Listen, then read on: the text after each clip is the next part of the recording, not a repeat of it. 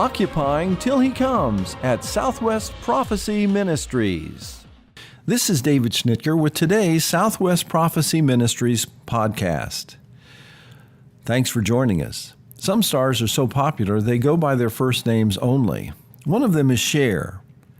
This is very convenient for me because she's been married so many times I have no idea what her last name is. Anyway, a few years ago, she sang a song entitled, "If I Could Turn Back Time." For the life of me, I can't remember any of the words except for the title. I say that because as I get older, I find myself occasionally wishing the same thing, if I could turn back time. I will occasionally ask my wife what decade she would turn back time to if she had that power.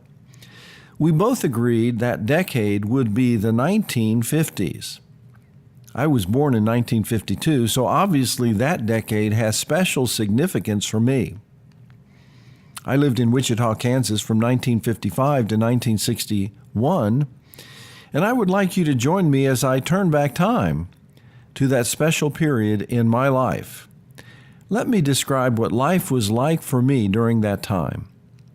I was the third of three boys born to the Schnitker family. My parents, Harry and Anna, grew up in St. Louis during the Depression. They both knew what it was like to work throughout high school to help support the family. My father was 18 years old when Pearl Harbor was attacked, so he, like millions of other young men across America, was drafted. He served in the 114th Infantry, 44th Division in France, Germany, and Austria toward the end of the war, and saw 9 months of continuous combat with over 200% casualties in his unit. Thankfully, he was not one of them. Upon returning to the U.S., he served in the National Guard for 10 years while going to college on the GI Bill. He was the first of the Schnitker clan to ever graduate from college. My parents married in 1949 and within 3 years gave birth to 3 boys. My parents were hardworking, frugal, and resilient because of their early hardships. When I was 3 years old, our family moved from St. Louis to Wichita, Kansas, where my dad worked as an accountant for Beech Aircraft. My dad earned the only income we needed, and we lived in a nice house in a middle-class neighborhood. My brothers and I walked to our nearby elementary school. Our family also walked to church together, where my parents were leaders in junior church, in which we all participated. There was no church parking lot. Everyone walked to church. My dad was also involved in the Indian Guides, a boys' club, and my mother was a Cub Scouts leader. My brothers and I also played on the Beech Aircraft baseball team. My mother in the evenings would read us Bible stories and classic children's stories. We had one black and white TV with which we mostly watched Saturday morning cartoons. We had one car. Whenever we needed to go somewhere like swimming or roller skating, my mom would call a cab. Our idea of a really good time was visiting the local amusement park, Joyland. We never went out to eat. My mother was a stay-at-home mom who did all the cooking and cleaning. We all worked together to maintain our property. We never lacked for anything. During the summers, our mother would kick us out of the house after breakfast, and we would rarely see her again until the evening meal. We went everywhere in Wichita without a care and without incident. I remember going downtown with my brothers on the public bus for a dime a day, and we roamed the stores and streets without a care. I remember a sign at the front of the bus that read, "Colored in rear, please." Well, when my brothers and I saw that, we went directly to the back of the bus to sit down because we liked the bench back there. The bus driver came to the back of the bus and told us we couldn't sit there. We were disappointed. We would also walk for miles exploring neighborhoods and sewers, especially sewers, never thinking of any danger attached to our adventures. I do not remember ever seeing a policeman at our school or in our neighborhood. Who needed them? Our life in Wichita was family-centered, with family involvement in school and church and civic groups. That is all we knew and all we wanted. all my friends had families like ours. No divorce, no working moms, dads with stable, full-time jobs, intact families living in well-kept homes in nice neighborhoods. Everyone attended church. All my friends were involved in either scouts or sports. On Sundays, businesses were closed, except for hospitals. If there were any restaurants in Wichita, I don't remember any, they were closed as well. That's just the way it was.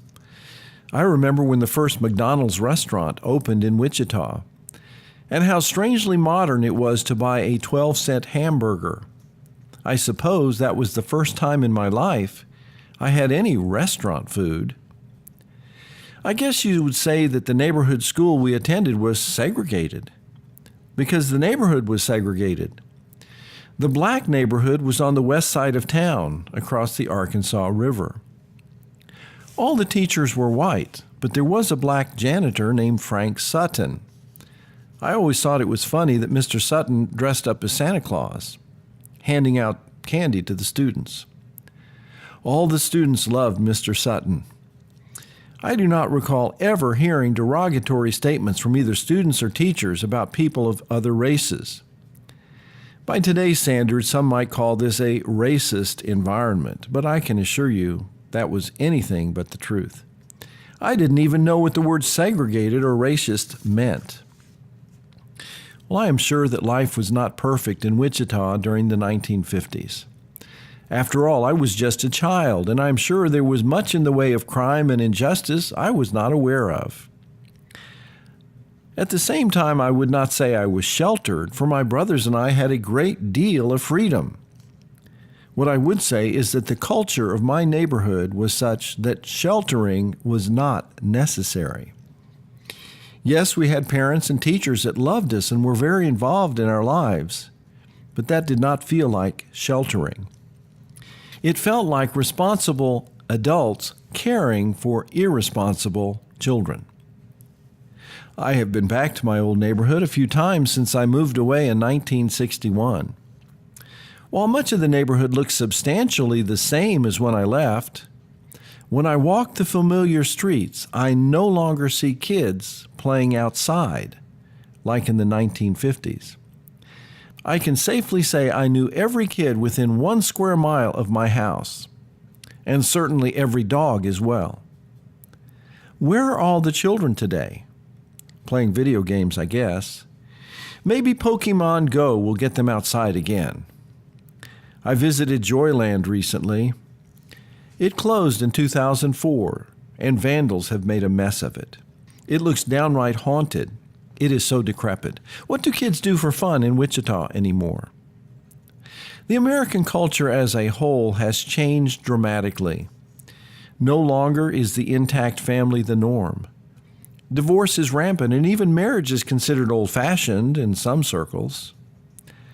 The single-income family has gone the way of the buggy whip, as it now takes 2 or more incomes to keep pace with taxes and inflation.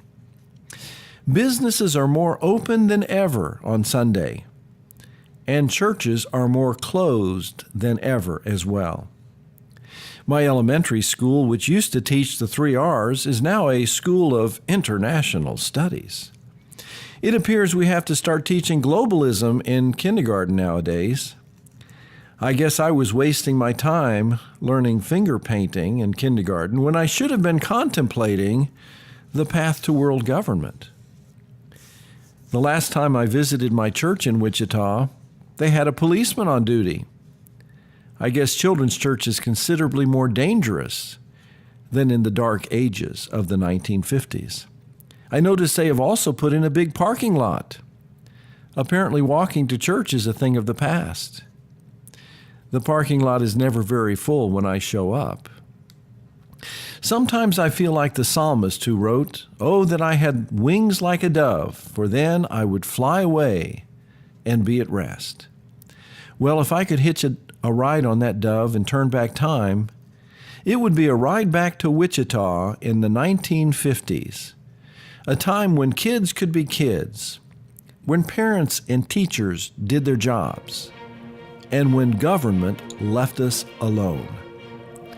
Is that asking too much? This is David Schnitker. Thanks for listening.